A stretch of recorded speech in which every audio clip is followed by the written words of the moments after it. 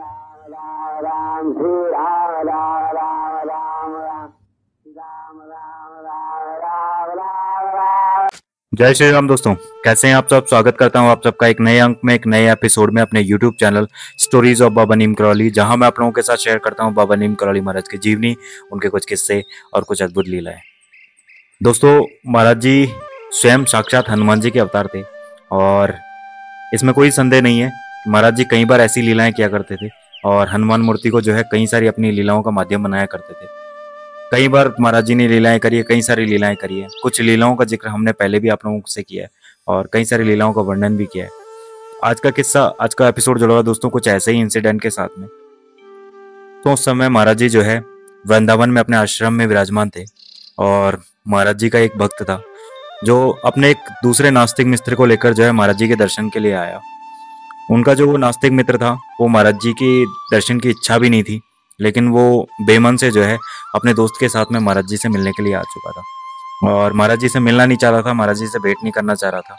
बेमन से जो है वो आश्रम में प्रवेश कर गया और महाराज जी को इसकी आशंका हो गई, महाराज जी को इसकी भनक लग गई और जब वो महाराज जी के समक्ष पहुंचा तो जाकर वहीं बाहर ही बैठ गया और महाराज जी से उसने भेंट तक नहीं करी। उसके विपरीत जो महाराज जी का भक्त था वो महाराज जी से मिला, महाराज जी के पास में बैठा और महाराज जी की सेवा करने लगा। उसके बाद में जो महाराज जी का भक्त था उसे महाराज जी ने अपने पास में अंदर बिठा लिया और जो उसका मित्र था, नास्तिक मित्र था, उसे बाहर चबूतरे पर बैठने के लिए कहा। कई देर तक जो है नास्तिक मित्र बाहर बैठा बैठा चबूतरे पर बैठा रहा और वहीं पे हनुमान मंदिर है छोटा सा, जिसके सामने वो चबूतरा बना हुआ है। तो उस चबूतरे पर बैठा बैठा कई देर तक वो प्रतीक्षा करता रहा, वेट करता रहा और देख रहा था कि कब उसका मित्र आए और कब वो वहां से निकले। कई देर तक जो है बैठा रहा और बहुत सा समय निकल गया और अंत में जो है वो ऊब गया और परेशान होने लग गया कि कब उसका मित्र आए, कब वो वहां से निकले।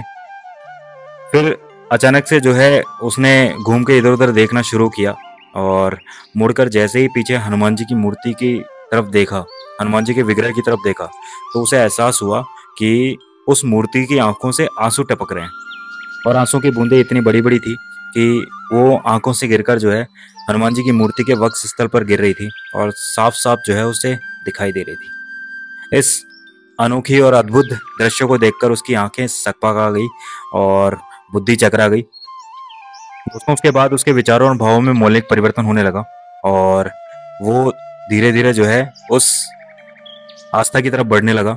उसे विश्वास नहीं हो पा रहा था कि ऐसा कुछ उसके सामने घटित हो रहा है। तुरंत जो है दौड़कर अपने मित्र के पास में पहुंचा, महाराज जी के पास में पहुंचा और इस पूरी घटना का जिक्र किया।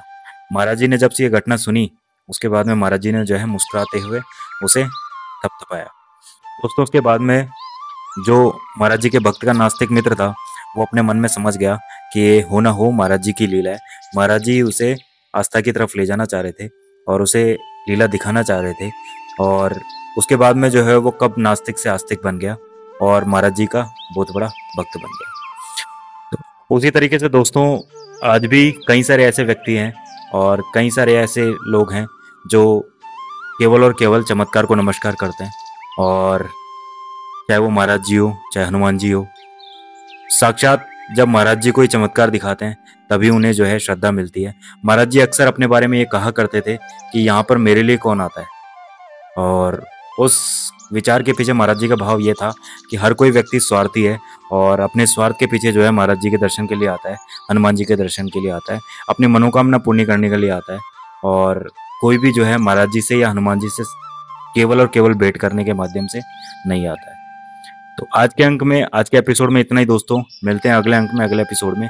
अगर आज का एपिसोड आप लोगों को अच्छा लगा हो तो लाइक कीजिएगा, शेयर कीजिएगा, चैनल जरूर सब्सक्राइब कर लीजिएगा। मिलते हैं अगले अंक में, तब तक के लिए धन्यवाद। जय हिंद, जय भारत, जय बाबा नीम करौली महाराज, जय श्री राम।